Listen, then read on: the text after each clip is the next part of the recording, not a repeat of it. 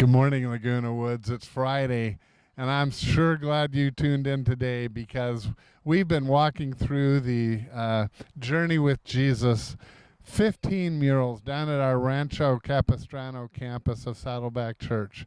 And I gave you instructions early in the week how to get here. This is a great way to spend a morning or an afternoon. Come on down, you get a little pamphlet, and you can walk the same path that we have done over these 5 days. It's inspirational, it's beautiful, it's quiet, and I just believe God will really talk to you. Well, today this is the good news day, I call it. It's now Friday afternoon, 2,000 plus years ago, and so we're going to start with this one. We saw yesterday that Jesus died on the cross. Now it was time to bury him. So they take him off the cross. And here's what the Bible says. As the evening approached, there came a rich man from Arimathea named Joseph, who had himself become a disciple of Jesus. He asked Pilate for Jesus' body, and Pilate allowed that to happen. So Joseph took the body, wrapped it in a clean linen cloth, and placed it in his own new tomb that he had cut out of the rock. And he rolled a big stone in front of the entrance to the tomb and went away. And so what's depicted here is people who love Jesus, carrying him to his gravesite, which was a tomb cut in a rock. You know, there are those who try to say, well, maybe Jesus didn't really die. Maybe he was close to death, but then he came back to life, so to speak, in the coolness of the tomb. Friends, that is absurd. And here's why. A couple reasons. But one, the Romans were expert in death. They crucified people all the time. They knew when a person was dead, as did anyone else that was around. Jesus died. And secondly, they wrapped him in tight wound cloths. And there's no way a person could get out of those if he somehow came back to life. No, they knew Jesus was dead. And by the way, some have said, well, maybe the disciples stole the body. That's another good one, because although this doesn't depict it, the Romans put soldiers at the front of the tomb. And if that body had been stolen, their penalty was their death. There's no way they would have let that happen, number one.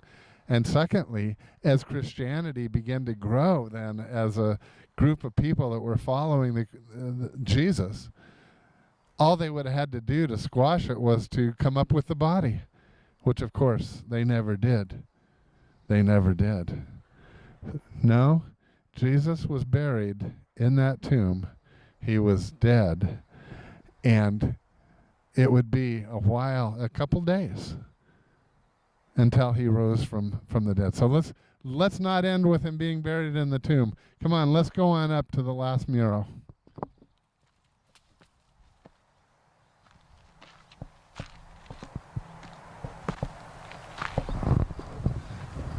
Well, here we are at the 15th of 15 murals. How fitting it is. Now, what you're seeing, it took me a moment to figure this out, but it's actually as if you were in the tomb looking out at outside, and it's on Easter Sunday morning. Jesus has risen, and in fact, Mary had come, actually 2 women had gone down just to pray or to be at the tomb. And when they got there, the stone was rolled away. And they look inside, and there's no Jesus.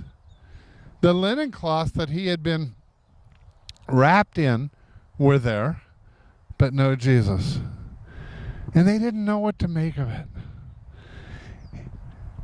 Now, the first thing I gotta say is, If this story were being made up by the Jewish people or by the people of that time, they would have never used two women finding it, because women did not have the status that they have today.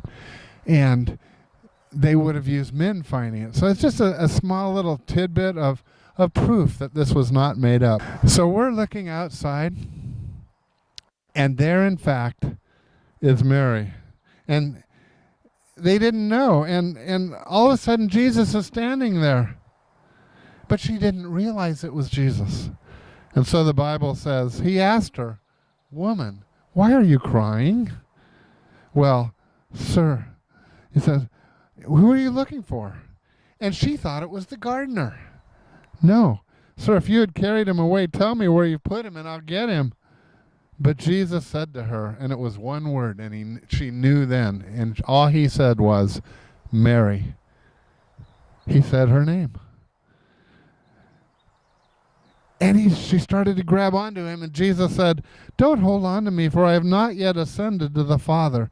Go instead to my brothers and tell them, I am ascending to my Father and your Father, to my God and your God." And Mary went to the disciples, and she said, "I have seen the Lord." Wow, what news. Isn't that amazing? That indeed he was now alive again. And she was there to see it. It's just remarkable. Now, obviously, you follow the story a little bit further, and Jesus appeared to all the disciples. In fact, the Bible says he appeared to over 500 people during the next 40 days. And then he was ascended into heaven right in front of them. Those same people that he appeared to, they knew he was alive, because virtually every one of them then went on to take that good news around the world. And many of them died while doing that. And all they'd had to do to be spared was to say, "No, we just made that up." But they knew they didn't. They knew it was true.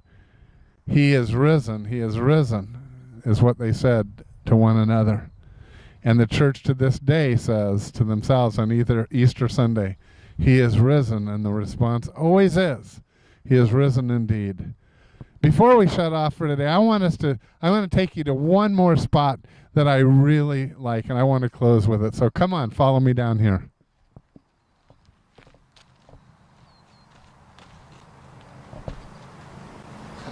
Watch your step.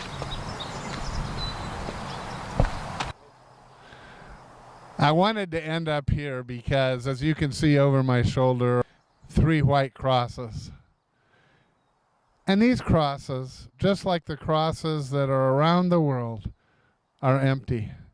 They're empty because Jesus was taken down off the cross, put in the grave, raised on the 3rd day, that Easter Sunday morning. And he lives forever. And those empty crosses are a great reminder that we need to place our faith in him to have the same life that he has.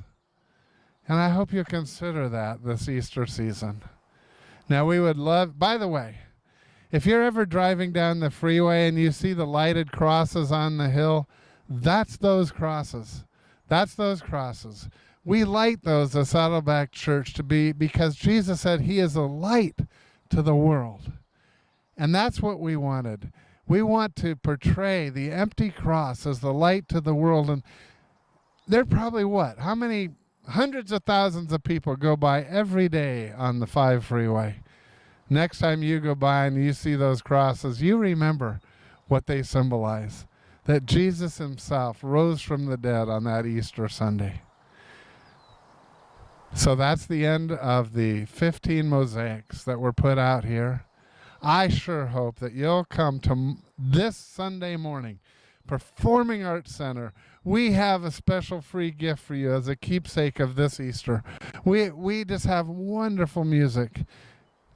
You need to be there. Your spirit needs to be refreshed. And we want to treat you like family. Come on out. We'll see you Sunday. God bless. I hope you enjoyed this week.